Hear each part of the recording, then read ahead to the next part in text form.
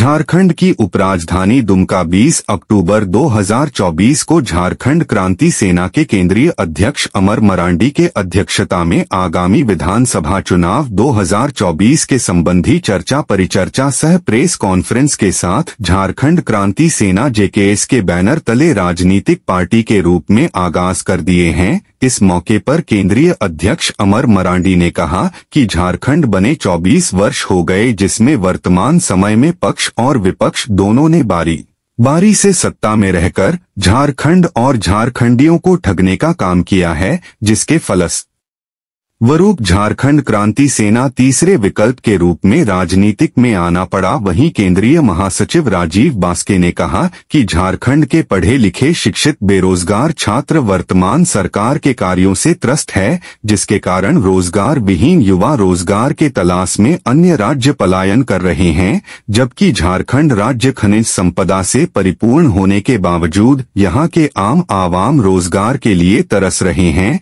एवं निखिल मुर्मू ने कहा कि झारखंड क्रांति सेना इस बार की विधानसभा चुनाव में संताल परगना के कई सीटों पर अपना प्रत्याशी उम्मीदवार को उतार कर मजबूती के साथ चुनाव लड़ेगी। आगे निखिल मुर्मू ने क्या कहा, आप लोग भी सुने। इस मौके पर सुशील सोरेन प्रधान मुख्य वन संरक्षक पीके हेम्ब्रम सेवानिवृत्त एसडीओ टेलीफोन विभाग गामालिएल हांसदा सेवानिवृत्त deputy director agriculture department Prem Hansda John Emmanuel Soren Ravi Marandi Lovkishor Tudu Francis Murmu Dilip Tudu Rali Kisku Sulesh Marandi Amit Murmu David Hembrom Sunny Tudu Martin Kisku Manoj Raju Hansda Donald Hansda Munna Hembrom आदि सैकड़ों की संख्या में कार्यकर्ता मौजूद रहे। दुमका से मारूफ हसन की रिपोर्ट। चैनल को अभी सब्सक्राइब और लाइक करें। क्षेत्र में इस राजनीतिक क्षेत्र में एक तीसरे विकल्प के रूप में एक पार्टी तलाश रही थी,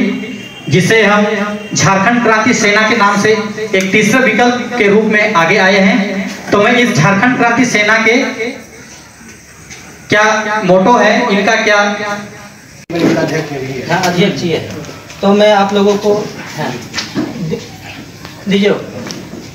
आज झारखंड का निर्माण हुए 23 साल पूरे हो गए और इस झारखंड में आज तक ये झारखंडी कौन है ये पता ही नहीं है। झारखंडी अर्थात आदिवासी और मूलवासी जो यहाँ की वास्तविकता में यहाँ पर रहने वाले उन लोगों की आइडेंटिटी अब तक की, चाहे एनडीए की सरकार हो या तो इंडिया अलायंस की सरकार हो, ये लोग आज तक कभी तय ही नहीं कर पाए। ये लोग के द्वारा झारखंडी मुद्दे पर काम किया जाता है, बोला जाता है, मगर वो जो चीज़ धरातल में दिखती है वो है जीरो। आज तक यहाँ के जो झारखंडी आदिवासी और मूलवासी इन लोग का किसी भी प्रकार से उत्थान नहीं हुआ। ये बहुत ही दुख और चिंता की बात है। विशेषकर बीते दिनों में हम लोगों ने देखा, बीते कुछ समय 2019 में हेमंत सोरेन जी की सरकार आई। इस सरकार ने कहा कि हमें मौका देंगे, यानी कि जेएमएम पार्टी को मौका देंगे, तो यहाँ की सबसे इम्पोर्टेंट जो मांग रही स्थानीय नीति की, और स्थानीय नीति के बनने के बाद ही बाकी नियोजन नीति, इसके बाद जॉब का, नौकरी का सब काम होता है। आज तक ये स्थानीय नीति बनाने में ये जीरो साबित हो गई, मतलब एकदम डमाडोल जीरो। आज भी ये पार्टी जेएमएम माननीय हेमंत सोरेन जी आज भी बोल रहे हैं हमें इस बार मौका दें, यानी कि जेएमएम सरकार को मौका दे तो 2024 में वो सोचेंगे स्थानीय नीति बनाने के लिए, यानी कि फिर से वो ठगने का काम कर रही है। पूर्व में हम लोगों ने तो बीजेपी को देखा ही, उनका क्या रवैया रहा है। मतलब देखा जाए तो यहाँ पर यहाँ के जो आदिवासी और मूलवासी को ये दोनों पार्टियों ने मतलब ठगने का काम किया। तो इस वक्त इन सब चीज़ों को देख करके पूरे झारखंड की स्थिति को देखते हुए, विशेषकर इस संथाल परगना की देखा जाए तो यहाँ की स्थिति बहुत गंभीर अवस्था में पड़ी हुई है। यहाँ पर बेरोजगारी, पलायन, मतलब लूट चपूट सब चीज़ तरह से यहाँ पर हो गई है। किसी भी प्रकार से यहाँ पर देखा जाए तो यहाँ पर झारखंडियों का बचने का कोई रास्ता ही नहीं बचा है। विशेषकर यहाँ की सरकार को ये सब चीज़ देखना चाहिए था, पर ये सब फेल हो गई है।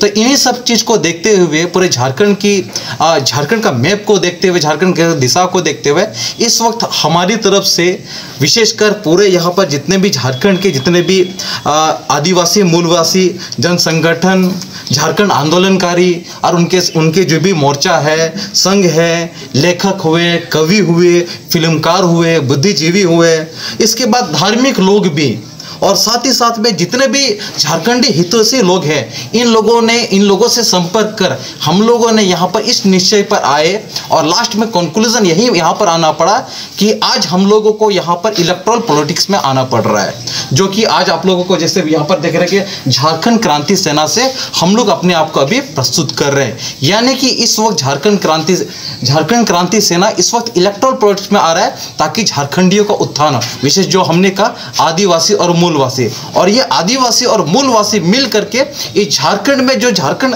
आंदोलनकारियों का जो सपना था, जिस प्रकार से यहाँ के लोग सकुशल रहेंगे, जितने भी यहाँ पर नीतियाँ बनेगी यहाँ के असली लोगों के लिए बने, और यहाँ पर जो भी जितने भी संसाधन है, जितने भी यहाँ पर हम लोग का डेवलपमेंट के लिए काम होगा, सब यहाँ के लोगों के लिए हो। तो इसके लिए आज झारखंड क्रांति सेना उतरी है और इस वक्त इलेक्टोरल पॉलिटिक्स में पार्टिसिपेट करेगी, और इस बार ये चीज़ बताना चाह रही है कि इस वक्त की पूरा जनता का साथ है यहाँ पर, और हमारे यहाँ पर कैंडिडेट भी उतर रहे हैं। ये आज चूंकि ये पहला दिन था, हम लोगों ने इसको इनॉग्रेशन के तौर पर इसको बताया, ठीक है, आप लोगों को बता रहे हैं, और साथ ही साथ में यहाँ पर हम लोग इस वक्त आ रहे हैं इलेक्टोरल पॉलिटिक्स में, और साथ ही साथ में इसमें देखा जाए तो आज इस झारखंड क्रांति सेना में विशेषकर युवाओं का और स्टूडेंट लोगों का सबसे बड़ी भागीदारी है। इन सब मिलकर के, और साथ में हमने बताया, जो पूर्व में बताया कि बुद्धिजीवी, इसके बाद आंदोलनकारी, सब मिलकर इसमें पार्टिसिपेट कर रहे हैं ताकि इलेक्टोरल पॉलिटिक्स में पार्टिसिपेट करके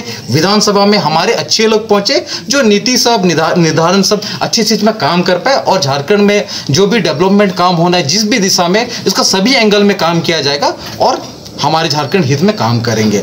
तो चूंकि आज को ये इंट्रो वाला दिन था, इसलिए इतना शॉर्ट में आप लोग को इतना है। तो बीते कुछ दिनों में, कम समय में हम लोग जल्द ही हमारी कैंडिडेट लोगों का भी घोषणा करेंगे, जो इस झारखंड के विभिन्न जिला में, विशेषकर संथाल परगना से, तो यहाँ पर विशेष इन जिलों में से जो भी जितने भी विधानसभा है, तो इनमें से हमारी तरफ से कोशिश हो रही है कि ज़्यादा से ज़्यादा संख्या से विधानसभा में हमारे कैंडिडेट उतर रहे हैं। तो इन्हीं से बातों के साथ अपनी बातों को समाप्त कर रहा हूँ। हमारा नाम है अमर मरांडी।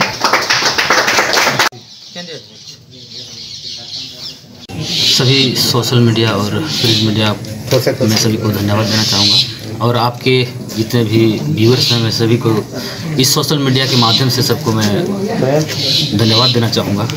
और आज जिस तरह से झारखंड क्रांति सेना का एक गठन किया गया, ये कहीं ना कहीं एक विषम परिस्थिति में ये पैदा हुआ है, क्योंकि आज जिस तरह से आप लोग देख पा रहे हैं पूरे झारखंड प्रदेश में, जिस तरह से हमारे बेरोजगार छात्र रोड में भटक रहे हैं, यहाँ पे नौकरियाँ बेचा जा रहा है, यहाँ पे बेटियों बेचा जा रहा है, यहाँ पे जंगल ज़मीन सारा चीज़ को बेचा जा रहा है, जिसको देखते हुए पूरे झारखंडी त्रस्त हैं।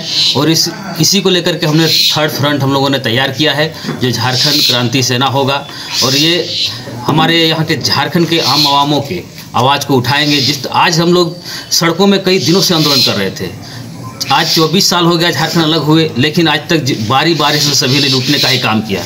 आज हम लोग रोड में चिल्लाते रह गए, जाम करते रह गए, आंदोलन करते रह गए, लेकिन आज हम लोगों ने ठाना है कि झारखंड की बागडोर को हाथ में लेना है और यहाँ का भविष्य को, यहाँ के युवाओं के भविष्य को, यहाँ के नौकरियों को जोगाना है, यहाँ के लोगों के लिए हक और अधिकार के लिए लड़ना है। हम लोगों को ये संकल्प आज लेना पड़ा मजबूरी में। हम लोग यहाँ से नहीं, ये रोड से नीति नहीं बनती है, क्योंकि विधानसभा जाना पड़ेगा, जहाँ पे हम लोग नियम और नीति बनाएंगे, झारखंड के बागडोर को संभालेंगे, और झारखंड के लोगों को जिस तरह से टागा जा रहा है, ये सारे हक और अधिकार को लेने का हम लोग काम करेंगे। क्योंकि सारे लोगों को हमने बारी बारी से देखा, लोगों ने बारी बारी से लूटने का काम किया, बारी बारी से यहाँ से खनिजों को लूटने का काम किया, नौकरियों को बेचने का काम किया। ये कतई बर्दाश्त नहीं करेंगे, क्योंकि जिस उद्देश्य को लेकर के झारखंड प्रदेश बना था, आज कहीं ना कहीं वो दूर दूर तक कहीं दिखाई नहीं दे रहा है। इसलिए हम लोगों ने संकल्प लिया है कि झारखंड क्रांति सेना एक ऐसा विकल्प होगा जो झारखंडियों के लिए बोलेगा, जो झारखंडियों का हक और अधिकार के लिए लड़ेगी। क्योंकि हम लोग रोड में आंदोलन कर रहे हैं, आज हम लोग वहाँ पे जाके नियम और नीति बनाएंगे। जिस तरह से आज नियोजन नीति बन नहीं पाई है, जिससे यहाँ पे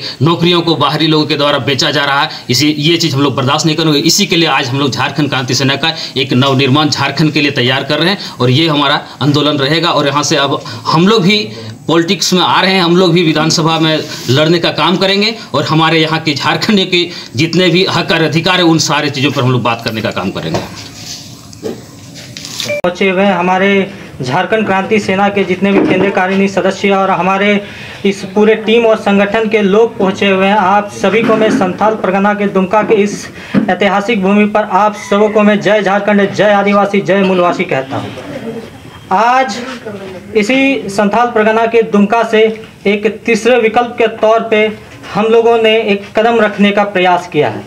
आज दुमका से झारखंड क्रांति सेना एक नई संघ, एक नई बैनर, एक नई मोर्चा का हम लोग गठन करके हम लोग इलेक्ट्रल पॉलिटिक्स में आ रहे हैं। जैसे कि आप सभी जानते हैं कि इस झारखंड राज्य को बने, लेकिन अगर हम इस 24 साल के झारखंड राज्य को इतिहास को देखें तो जिन उद्देश्यों के लिए ये झारखंड राज्य बना, जिन उद्देश्यों के लिए झारखंड अलग आंदोलनकारियों ने संघर्ष किया, जिन्होंने अपनी प्राणों की आहुति दी, जिन्होंने अपना पूरा जीवन परिवार को छोड़ दिया, उन्हें जेलों में बिताना पड़ा, आज जिन उद्देश्यों के लिए झारखंड बना वो उद्देश्य कहीं ना कहीं पूरा होता हुआ नहीं देख रहा है। इसका मूल कारण है कि यहाँ तमाम जितने राजनीतिक पार्टियां हैं, राजनेता हैं, उन्होंने सिर्फ और सिर्फ अपने स्वार्थ और अपने लालच को साधा है। उन्होंने झारखंडी जनमानस के तमाम वर्गों को सिर्फ ठगने का काम किया है, उन्हें हमेशा धोखे में रहने का काम किया है। उन्होंने सिर्फ और सिर्फ अपने स्वार्थ और लालच को देखा है। हमने तमाम राजनीतिक पार्टियों को जगा दिया, तमाम राजनेताओं को जगा दिया। हमें एक उम्मीद और आशा थी कि इस बार हेमंत सोरेन की सरकार आई है, झारखंड में कुछ बदलाव होगा, कुछ परिवर्तन होगा, झारखंड का नवनिर्माण होगा। लेकिन इन पिछले 4-4.5 सालों में हमने देखा कि तमाम वर्ग, चाहे वो गरीब हो, चाहे वो बेरोजगार छात्र हो, चाहे वो किसी भी वर्ग का हो, उन्हें हर प्रकार से किसी ना किसी प्रकार की समस्या झेलनी पड़ी है। आज ये झारखंड का इतिहास रहा है कि इन 24 सालों में 13 बार यहाँ पर मुख्यमंत्री बदले गए हैं, 3 बार राष्ट्रपति शासन लगा हुआ है। तो ये बहुत ही दुख का विषय है। तो इन्हीं सब को देखते हुए एक साझा मंच तैयार करके इस संथाल परगना की भूमि से हम लोगों ने एक संकल्प लिया है, एक नए नवनिर्माण का, एक नए राजनीतिक विकल्प खड़ा करने का। हम लोगों ने कुछ इस बैनर के तले, इस मोर्चा के तले अपने कुछ मोटो एंड ऑब्जेक्टिव को भी सेट किया है, जो आप लोगों के समक्ष में रखूंगा। पहला है कि इन 24 सालों में बड़ी दुख की बात है कि अभी तक यहाँ पर स्थानीय नीति परिभाषित नहीं हो पाई है। इनमें हमें ये नहीं पता, जब तक ये नीति निर्धारण नहीं होगी कि यहाँ का असली झारखंडी कौन है, आप आगे नीति निर्धारण कैसे कीजिएगा। यही हेमंत सोरेन सत्ता में आने से पहले कहती थी कि हम 1932 खतियान आधारित स्थानीय नीति को लागू करेंगे, नियोजन नीति को लागू करेंगे। उन्होंने 2019 चुनाव से पूर्ण तमाम राजनीतिक मंचों से इस बात को कहा कि मैं जब सत्ता में आऊंगा तो 1932 खतियान आधारित स्थानीय नीति लाऊंगा, नियोजन नीति लाऊंगा। उन्होंने जो अपना मैनिफेस्टो तैयार किया था उसमें भी अपने टॉप ऑफ द लिस्ट में रखा था कि मैं 1932 खतियान आधारित स्थानीय नीति लाऊंगा। लेकिन जब वे सत्ता में आते हैं तो वो इस बात को भूल जाते हैं और एक दिन सदन में खड़े होकर के कहते हैं कि हम इसे लागू नहीं कर सकते क्योंकि ये कानूनी रूप से वैध नहीं है, सही नहीं है। तो हम हेमंत सोरेन से पूछना चाहते हैं, तो आपने आखिर यहाँ झारखंडी जनता से झूठ क्यों कहा? तो कहीं ना कहीं ये हेमंत सोरेन जानती थी कि 1932 खतियान आधारित स्थानीय नीति यहाँ पे लागू नहीं की जा सकती थी। उन्होंने सिर्फ और सिर्फ अपने स्वार्थ को साधा है, सिर्फ और सिर्फ अपने मतलब को साधा है, झारखंडी जनमानस को ठगने का काम किया है, उन्हें धोखे में रखने का काम किया है। नियोजन नीति का भी वही है। अभी छात्र सबसे ज्यादा अगर हताश, परेशान, अगर यहाँ सबसे ज्यादा मजबूर है तो यहाँ के छात्र है, क्योंकि यहाँ पे अभी तक नियोजन नीति परिभाषित नहीं हो पाई है। जब तक नियोजन नीति परिभाषित नहीं होगी यहाँ के छात्रों को रोजगार नहीं मिलेगा, नौकरी नहीं मिलेगा। हमने तमाम देखा कि नौकरियों में भी बाहरी लोग आकर के यहाँ हमारी नौकरियों को खरीद रहे हैं, सरकारी नौकरियों को खरीद रहे हैं। कॉन्ट्रैक्ट जो संविदा आधारित होता है उसमें भी बाहरी लोग आकर के हमारी नौकरियों को कब्जा करने का प्रयास कर रहे हैं। तो मैं पूछना चाहता हूँ कि जो झारखंड के जो असली छात्र है वे कहाँ जाएंगे? आज अगर सबसे ज्यादा पलायन हो रहा है तो सबसे ज्यादा झारखंड में, वो झारखंड राज्य जो 40% खनिज संपदा देता है उसे आज यहाँ के जनता बाहर पलायन करने को मजबूर हो। जब इतना साधन संसाधन उपलब्ध है तो आखिर कहाँ कमी पड़ रही है? कहीं ना कहीं यहाँ के राजनेता और राजनीतिक पार्टियों में नीति निर्धारण की क्षमता नहीं है। नीति निर्धारण की क्षमता नहीं होने के कारण से आज यहाँ के झारखंडियों को सबसे ज्यादा दंश झेलना पड़ रहा है। ये बड़ी दुख की बात होता है कि कोई झारखंड जैसे राज्यों को आज यहाँ पे झारखंड जैसे राज्यों का सबसे ज़्यादा अगर महिलाएं बाहर काम करने के लिए जाती है तो इस झारखंड राज्य से जाता है। दिल्ली जैसे जगहों में आप जाएंगे तो वहाँ इसको नौकरानी वाला राज्य कहा जाता है, क्योंकि यहाँ पे उचित रोजगार नहीं है, काम नहीं है, नौकरी नहीं है। इन्हीं सब चीज़ों को हम लोग देख करके हम लोग बहुत दुखी है, हताश है, निराश है। तो हम लोगों ने एक नए युग के युवाओं ने एक संकल्प लिया, एक पढ़े लिखे नौजवानों ने एक संकल्प लिया है, एक प्रण लिया है कि एक नए सोच विचार और मंशा से हम लोग इस राजनीतिक झारखंड के राजनीति में हम लोग कदम रखेंगे और यहाँ की दशा दिशा और परिवर्तन और झारखंड की इस नव निर्माण करने में हम लोग अपनी भागीदारी निभाएंगे। इस प्रेस कॉन्फ्रेंस में हम लोग कैंडिडेट की घोषणा नहीं करने वाले हैं। आगामी हमारे 1 से 2 दिनों में संथाल परगना के किन किन क्षेत्रों में हम लोग अपने कैंडिडेट को उतार रहे हैं, आप लोगों मीडिया के माध्यम से पूरे झारखंड की जनता को बताया जाएगा। कितना तैयार हैं आप लोग? वर्तमान में हम स्थिति की बात करें तो हम लोग 5 से 6 सीटों में प्रबल दावेदार हैं, जहां पे हम अच्छे रिजल्ट ला सकते हैं। हमारे संगठन के लोग हैं, वहां पे हमारी चर्चाएं चल रही है, बाकायदा कैंपेनिंग भी हमारी शुरू हो गई है। रोज इसके बाद भी अभी प्रेस कॉन्फ्रेंस के बाद जाना होगा क्षेत्र में, लोगों से बातचीत होगी, तो हमारी पूरी संपूर्ण तैयारी है। इसमें हमारी बातचीत चल रही है। 4 से 5 सीटों में हम लोग ने प्रबल दावेदारी अपने कर रहे हैं। बहुत दुख की बात है कि इस संथाल परगना में राजा का बेटा राजा बन रहा है। ऐसे बेटों को देखो, राजा का बेटा होते हुए भी वो 10वीं और 12वीं नहीं पास कर पाया, जिसका पिताजी कोयला मंत्री, मुख्यमंत्री, विधायक, सांसद होते हुए 10वीं 12वीं नहीं पास कर पाया। क्या आप उससे उम्मीद कर पाइएगा कि वो कभी झारखंड का अच्छा कर पाएगा, भला कर पाएगा? हमारे जितने भी कैंडिडेट होंगे सब पढ़े लिखे होंगे, सब लोग एक अच्छे बैकग्राउंड से है, अच्छे प्रोफेशन से है, जो झारखंड की दिशा में एक दिशा को बदलने में, इस नव निर्माण में एक बहुत बड़ी अहम भूमिका निभाएंगे। पढ़े लिखे